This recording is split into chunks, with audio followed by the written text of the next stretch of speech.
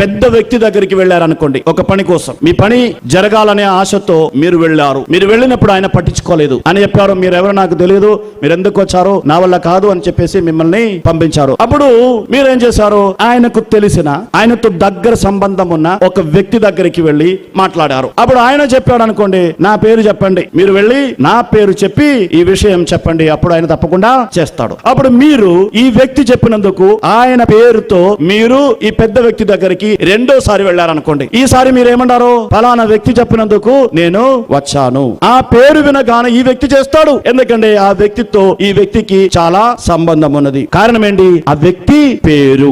దేవుని దగ్గరికి మనం వెళ్ళేటప్పుడు దేవుణ్ణి ప్రత్యక్షంగా మనం ప్రార్థించవచ్చు, కానీ ఎప్పుడైతే యేసు ప్రభు నామములో మనం ప్రార్థిస్తామో అప్పుడు మన ప్రార్థనకు మరింత శక్తి చేకూరుతుంది. కారణం ఏంటి? యేసు ప్రభువు తండ్రి దేవుడు ఒకరే.